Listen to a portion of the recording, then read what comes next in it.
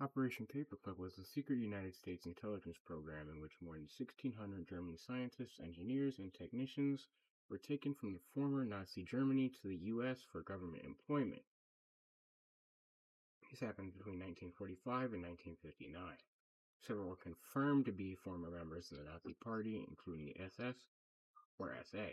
This operation, which is characterized by the recruitment of German specialists and their families, it relocated more than 6,000 experts to the U.S. and was valued at $10 billion in patents and industrial processes.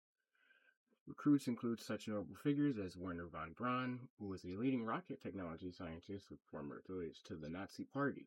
Operation Paperclip was a part of a broader strategy by the U.S. to harness German scientific talent in the face of the emerging Cold War tensions, and ensuring this expertise did not fall into the hands of the Soviet Union or other nations.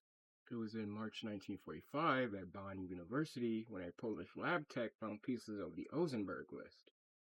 Werner Ozenberg was the head engineer scientist of the Defense Research Association. It was called the Wehrforschungsgemeinschaft. I'll have it up on screen. But what the Ozenberg list was a list of scientists, engineers, and technicians ascertaining their political ideology and reliability. The Polish lab tech then relayed the list to the current U.S. Army Major, Robert B. Staver. Robert Staver then used this to capture and interrogate several of these scientists. Major Staver's original intent was only to interview the scientists, but what he learned changed the operation's purpose. On May 22, 1945, he transmitted to the U.S. Department of War's Colonel Joel Holmes telegram urging the evacuation of 400 German scientists to his custody, as it was the utmost important for the Pacific War effort. Most of the Ozenberg list engineers worked at the Baltic Coast German Army Research Center in Peenemünde, developing the V-2 rocket. After capturing them, the Allies initially housed them and their families in Landeshut, Bavaria. In 1945, the U.S. Navy received custody of Herbert A. Wagner, the inventor of the HS-293 missile. For 2 years, he worked first at the Special Devices Center, then at Castle Gold, and at the Hempstead House, then Long Island in 1947. In August 1945, Colonel Holger Toftoy, head of Rocket Branch of the Research and Development Division of the U.S. Army's Ordnance Corps, offered an initial 1-year contract to the rocket scientists. 127 of them accepted. This included Wernher von Braun. Beginning in late 1945, 3 rocket scientist groups arrived in the United States for duty at Fort Bliss, Texas. In 1946, the United States Bureau of Mine employed 7 German synthetic fuel scientists at Fischer-Tropsch chemical plant in Louisiana, Missouri. On June 1st, 1949, the Chief of Ordnance in the United States Army designated Redstone Arsenal in Huntsville, Alabama, as the Ordnance Rocket Center, its facility for rocket research and development. On April 1st, 1950, Fort Bliss, the missile development operation, including von Braun and his team of over 130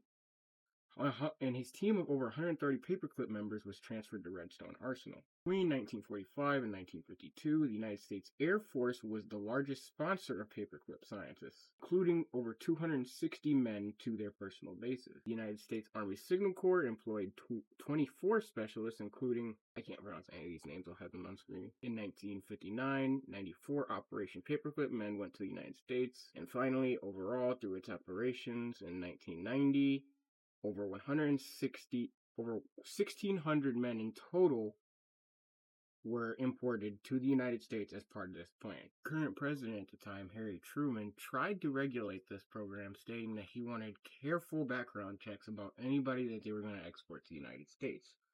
However, he was overpowered and sort of kept in the dark by the OSS, which will become the CIA. At the time, it was the OSS. It is recalled that he was indecisive about it for 16 months. Years later, he recalled that he was not in the least reluctant to approve Paperclip because of the relations with the Soviet Union. He said this had to be done and was done.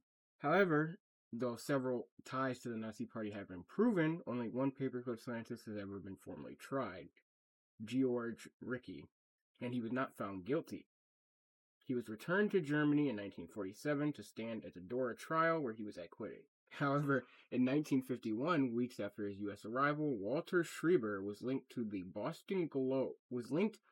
the Boston Globe, to human experiments conducted by Kurt Blome at Ravensbrück. He emigrated to Argentina with the aid of the U.S. military. Von Braun was investigated in 1961 for his involvement in the Nazi Party as an SS member. The FBI concluded that he had joined the party solely to advance his academic career and to avoid imprisonment. Quick pause. That's bullshit. Because an SS member is like a level 5, like a rare pull holographic Nazi. Like, you're in there, you're the head of the party, you're doing it for the fun at that point. In 2014, Annie Jacobson investigated 20 prominent scientists and technicians recruited by Paperclip. Found that 15 at least were Nazi party members, 10 served in paramilitary groups like SS or SA, 8 worked directly with major Nazi leaders, and 6 were tried at Nuremberg. Like I said, this has been declassified for quite a while now, but just a quick little background for another video I wanted to do coming up. So, anyways, thank you guys for watching. Until next time.